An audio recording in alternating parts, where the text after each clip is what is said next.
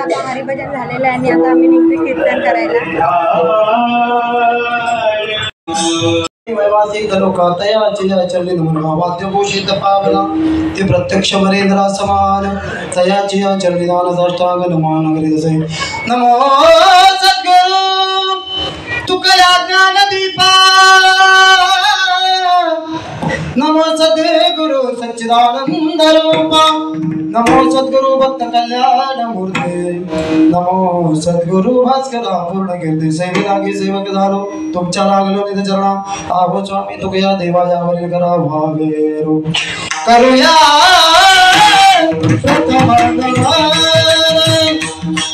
करूया याचका प्रेदनी विठ्ठल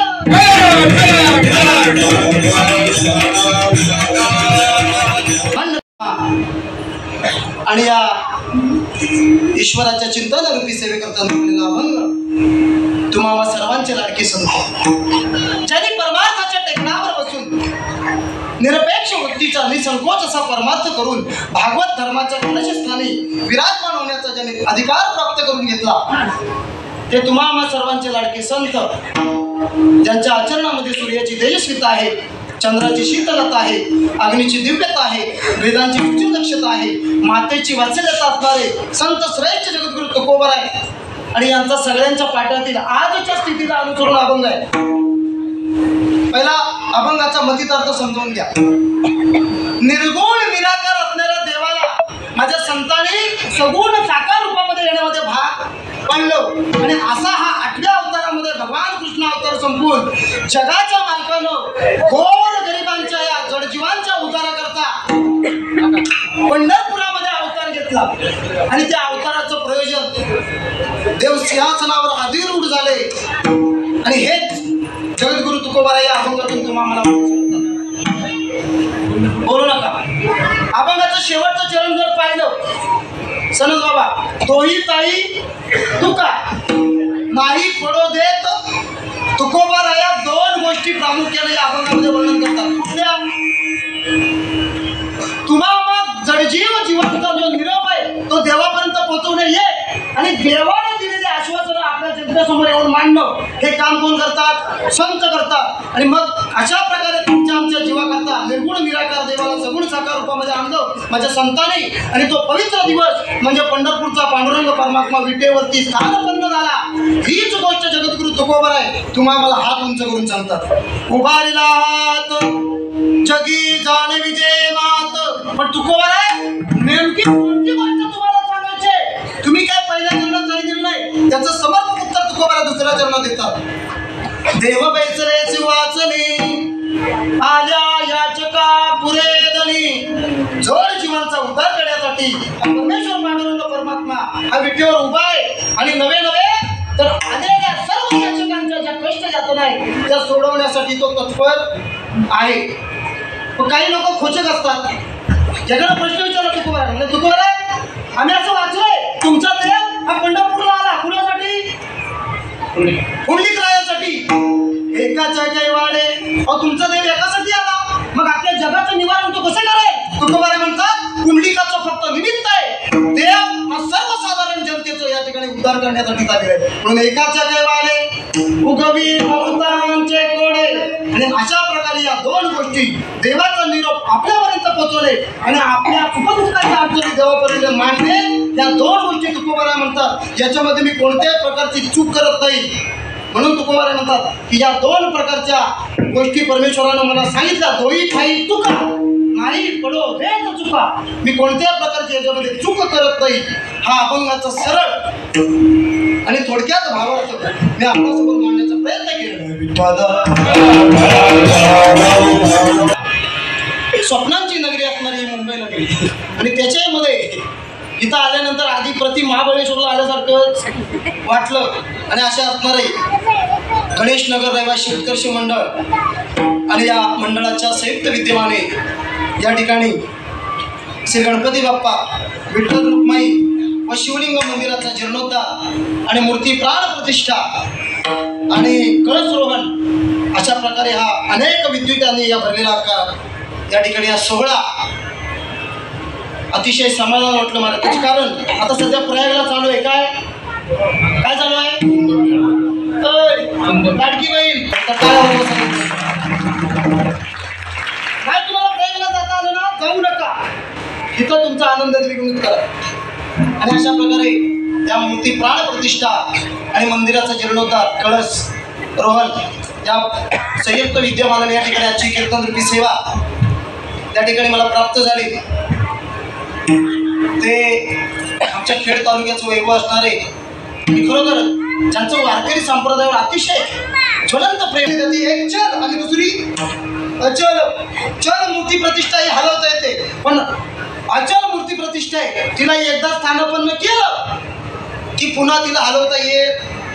आणि उद्या आपल्या 3 प्रकारे 3 देवता उद्या स्थानापन्न होणार आहेत. मूर्तला अतिशय महत्व. मूर्त काढला ना दादा, मूर्त टळून द्यायचा नाही. मूर्त टळला की विनाश आला.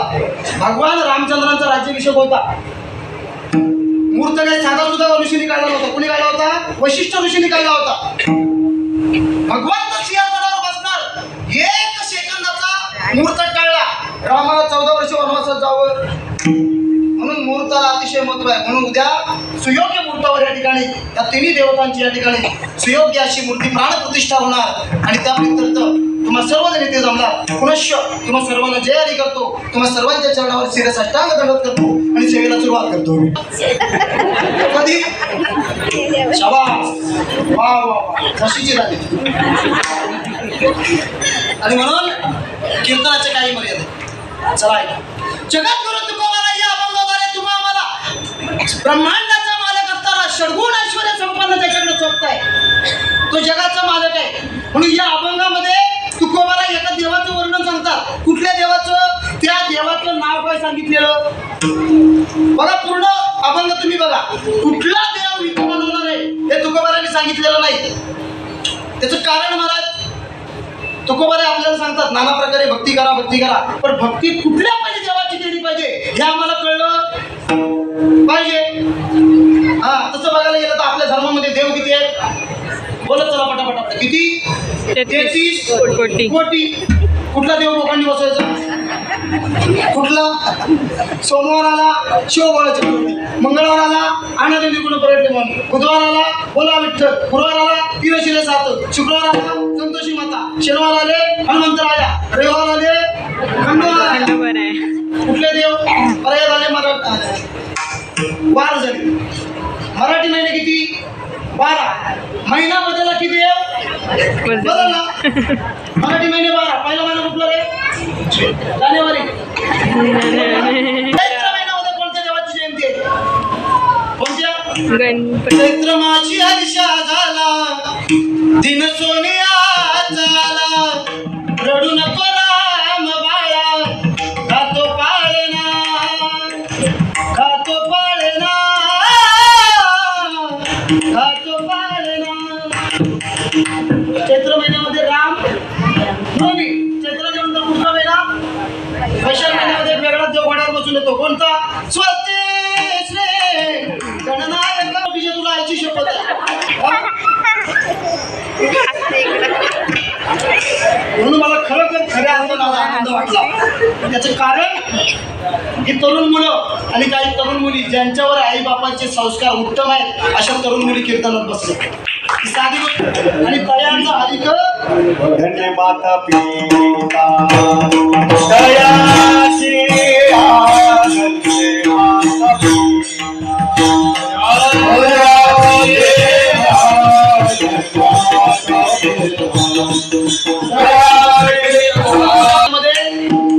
लग्न झाले. ते देवाचं नाव आहे नवर देव. चैत्र झाला. वैशाख पुढचा महिना ज्येष्ठ महिना यांचा. जन्मोजन्मी हाच पती मिळावा म्हणून लिंबाच्या झाडाला सर्व प्रदक्षिणा घातला. माग दोघी म्हटल्या. चला पुढचा महिना आषाढ महिन्यामध्ये चला हो पंढरी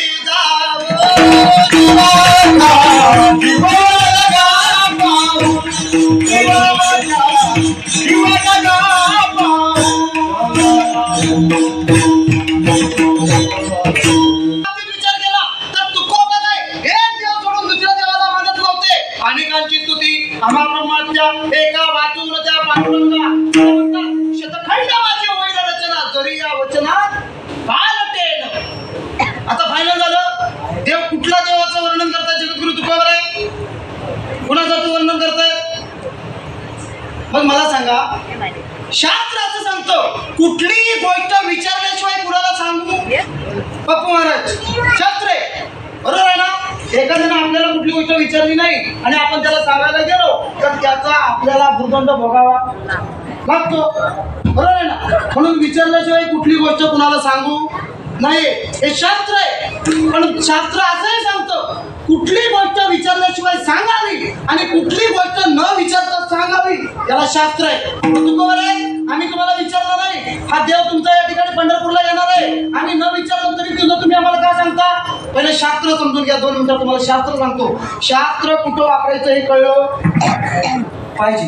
ऐका, 4 पंडित लोक वेदांचा अभ्यास केला आणि आपल्या मायदेशी परत येत होते. दादा वाटेमध्ये लागली नदी,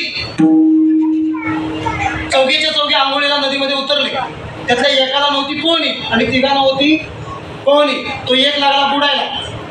चौघेजण म्हणजे आता याला आता वाचवलं पाहिजे, म्हणजे आपण असं नाही वापरायचं. मग आपण पंडित आहे, आपण वेदांचा अभ्यास केला, आपण शास्त्राचा अभ्यास केला, आपण शास्त्रानुसार जायचं. मग त्यांनी शास्त्र काढलं, त्या शास्त्रामध्ये त्याला एक सूत्र सापडलं, काय? सर्व नाशम समुत्पन्ने अर्ध्यम त्यजति सपंडिता. त्या गोष्टीचा अर्थ असा आहे, एखादी गोष्ट पूर्णपणे जर नाश पावत असेल तर किमान त्यातली अर्धी उपयोगात आणली पाहिजे. शास्त्र आहे. तर त्यांनी काय केलं, ते काठावर गेले. तो एक माणूस अर्धा फुटाचा होता, त्याचं मुंडकं फक्त वरती राहिलं होतं. बाहेर गेले, तलवार काढली आणि म्हणजे खालचं गेलं तू जाऊ दे, वरचा तरी कामाचं आहे. मुंडकं कापलं मी बाहेर घेऊन आले. बरोबर केलं ना? ही एनर्जी आज खतरनाक आहे. शास्त्र आहे महाराज, एखादी गोष्ट पूर्णपणे नाश पावत असली तरी किमान अर्धी उपयोगात आणली पाहिजे. पण ते शास्त्र इथं लागू पडत नाही. मग ते कुठं लागू पडतं? ऐका, मग ते शास्त्र कुठं लागू पडतं? एखाद्याच्या पायाच्या अंगठ्याला समजा दादा रोग झाला, डॉक्टर म्हणाले यावर्षी अंगठा काढावं लागेल. बाबा म्हणाले मी काढणार नाही. डॉक्टर म्हणाले नाही काढला तर या वर्षी अंगठा काढावा लागेल, पुढच्या वर्षी नाही काढला तर पाय घाबरातून काढावं लागेल, त्याच्याही पुढच्या वर्षी नाही काढला तर तुम्हाला घराच्या बाहेर काढायला लागेल. तेव्हा आजोबा म्हणाले वरचं खाल्ल्यापेक्षा खालचा तोडलेला अर्ध्यम त्यजति सपंडिता. हा शास्त्र आहे. हे जर कळलं नसेल तर ते तिघे उरले होते ना पुढचे, ते एका हनुमंतरायाच्या मंदिरामध्ये गेले. तिथे ग्रस्ताश्री आता ग्रस्त आश्रमाचा नियम आहे काय? आतिथ्यम शिवपूजनम प्रतिदिनम मिष्टान्नम पानप्री साधू संगे उपासते सततम धन्य धन्य गृहस्थाश्रमा. गृहस्थाश्रमाचा नियम आहे, रोज एक तरी अतिथी आपल्यासोबत जेवला मंगे दादा पाहिजे.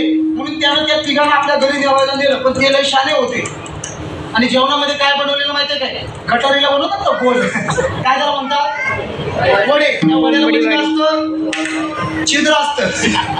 हा, हे म्हणजे थांबा थांबा थांबा थांबा, भूक लागली घरी जेवायचंय खरं, पण इथं या अन्नामध्ये छिद्र आहे. जिथं छिद्र आहे तिथं अनर्थ आहे. छिद्रेषु बहुला अनर्था भवन्ति. याचा अर्थ जिथं छिद्र आहे तिथं अनर्थ आहे. जेवले नाही तसेच निघून गेले. आता छिद्र आहे तिथं अनर्थ आहे हे बरोबर आहे, पण ते शास्त्र इथं लागू पडत नाही.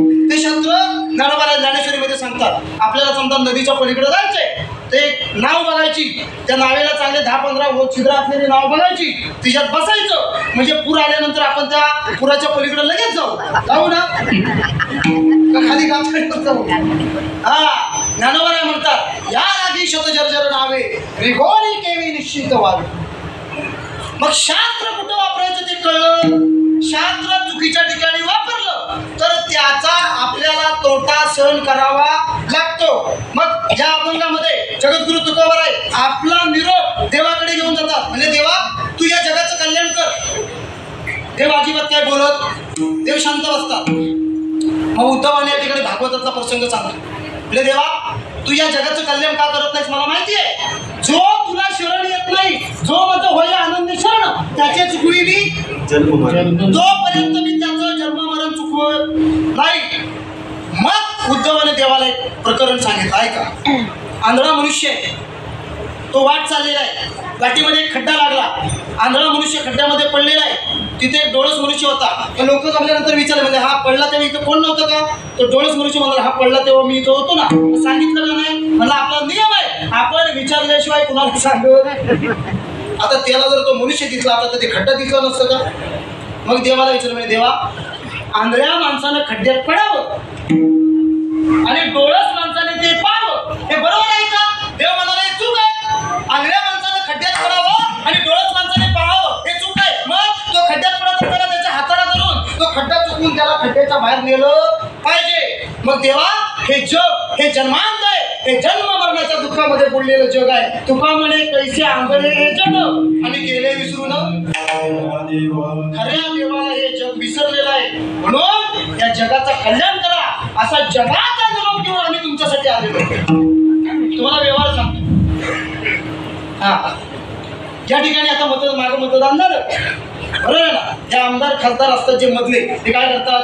जनतेच्या अडीअडचणी घेऊन आणतात कुठं? दिल्ली. आणि दिल्लीमध्ये आलेल्या नवीन योजना आणतात कुठं? आपल्याकडे. म्हणजे थोडक्यात हे संत आहे. तसं संत या कलियुगामध्ये जगाच्या मालकाला या ठिकाणी बाबा विनंती करतात की बाबा, या जड जीवांचा उद्धार करण्यासाठी तू या ठिकाणी ये. पण देव म्हणतो मी तसा यायला रिकामा नाही. बरोबर आहे ना? एरवी जर आपला व्यावहारिक जर विचार केला तर आपण एखाद्या भिकाऱ्याने आपल्याकडे 10-15 रुपये मागितले तर आपण त्याला देत नाही. तेच बाजाराला जाताना आपल्या पत्नीनं 500 मागितले तर आपण किती देतो? ती म्हणजे 500 म्हणजे 1000 नाही पण जा का असं म्हणतो? त्याचं कारण तिनं तिचं सर्वस्व हे आपल्याला दिलेलं आहे. ती आपली तर मन धनानं आपली सेवा करते.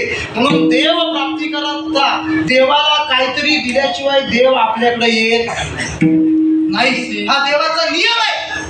आणि म्हणून या नियमाला अनुसरून जगद्गुरु तुकोबाराय म्हणतात, या जगाचं कल्याण करण्याकरता तू पंढरपुरामध्ये ये.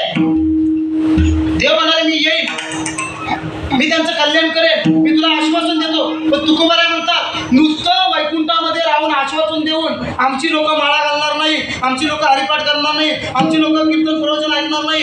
त्याच्यासाठी तुला वैकुंठ सोडून संतांच्या घरी यावं लागेल. आणि मग खऱ्या अर्थाने जगाचा मालक या गोष्टीसाठी उद्युक्त झाला.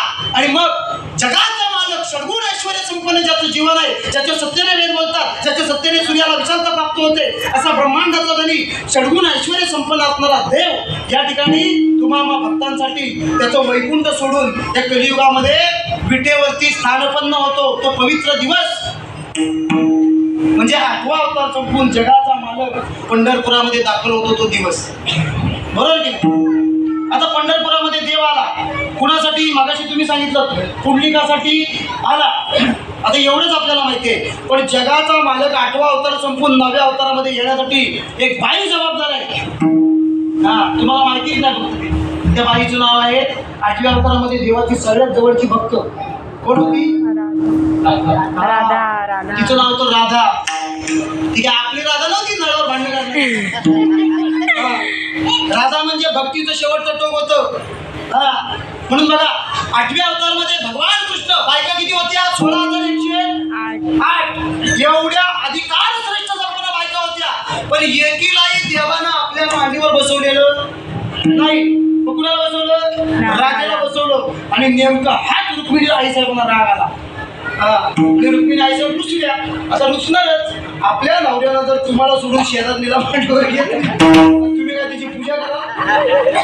रुक्मिणी साहेब रुसल्या आणि त्या पंढरपुरामध्ये येऊन बसल्या.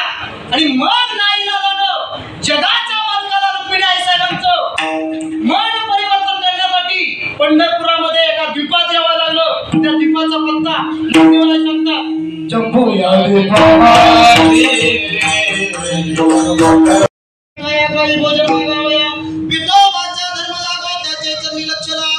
जाशी नाही हात पाय तरी घरावे निघायो शुद्ध भाव धरून पंढरची जाय इच्छिले फळ देतो याची नवलावते काय. मग मात्र संतांची मागणी प्राप्त झाल्यानंतर जगाचा मालक पंढरपूरला येण्यासाठी तयार झाला. आता पंढरपूर म्हणजे तुम्ही आम्ही सर्वजण वाऱ्या करतो. कुठल्या वाऱ्या करतो? पंढरपूरची वारी जगातली सगळ्यात मोठी वारी. आता इकडे उत्तर काशीला तुम्ही गेलात ना 25 फुटाच्या वरती देवाचं दर्शन आहे. देवाला हात लावायला कुठं नाही. का पंढरपूरच्या मालकाच्या बाबतीत जगद्गुरु तुकोबाराय एवढे समर्पकता व्यक्त करतात? त्याचं कारण आहे महाराज. पंढरपूरला गेल्यानंतर आम्हाला मोक्षाची प्राप्ती होते. बरोबर आहे ना? मग मोक्षाच्या बाबतीत जर बोलायला गेलं